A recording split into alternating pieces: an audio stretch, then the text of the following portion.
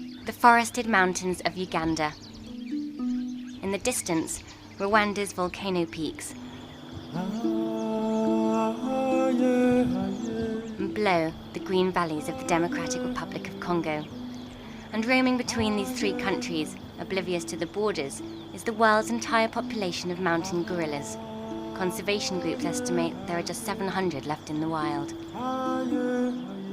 I'm on the edge of windy, impenetrable forest in southwestern Uganda, home to roughly half of the world's mountain gorillas, and today we're off tracking a family of 20 called Endangered.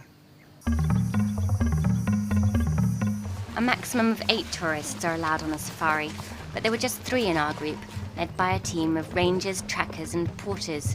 They blame the ongoing conflict in neighbouring Congo for the low numbers, which they say puts tourists off from travelling to the region. It's also expensive.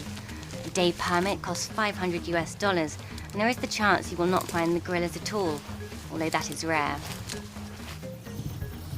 We were lucky. There it was, the first glimpse of a gorilla. Another blackback named Posho sat eating very close to us. Lafiti, a silverback, turned to show his patch of silver hair, a trait exhibited only in older males. Up in the trees there was a mother, Casatora, and her 3-month-old baby, whose twin brother hadn't survived. Twins are very rare, but this family had just had another twin birth, and we were on the lookout for the pair. To minimize stress to the animals, tourists spend only 1 hour with the gorillas. When our 60 minutes was up, we quietly left the forest and ran into Lafiti again. Although the park rule states you must keep a 7-meter distance from the gorillas to protect them from human-borne diseases, they themselves sometimes break the rule.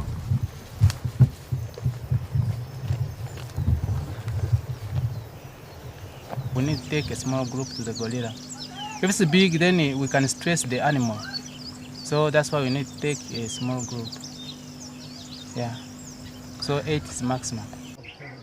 In the local village, also called Nkaringo, there is a strong link between conservation and sustainable tourism. There are the jobs. The community receives income directly from the tourist lodge.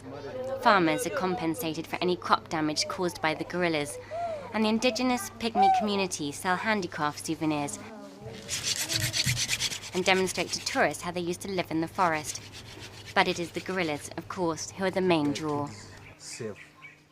Gorillas is so special in Uganda because it is more close to human being, about 97% human beings, and it is where Uganda gets most income from tourism. 5 gorilla families are habituated at Bwindi, meaning tourists can visit them. At the last census 3 years ago, there were 345 gorillas here, but head ranger Herbert Twisigye believes that number is much higher now. The babies now, as per our group, we have more than we have 5, which were not in the group at the time of census. So the number is growing, and we are again protecting the forest. No people killing them like before, so the number will be high. Although the mountain gorilla is critically endangered, there's a strong sense of hope here for the population. Getting tourists to come remains the challenge, many of whom are put off by news of conflict in the region. The day after this trek, there were no tourists at all registered for a safari. The future of these animals, our closest cousins, will partly at least depend on tourists choosing to make the journey.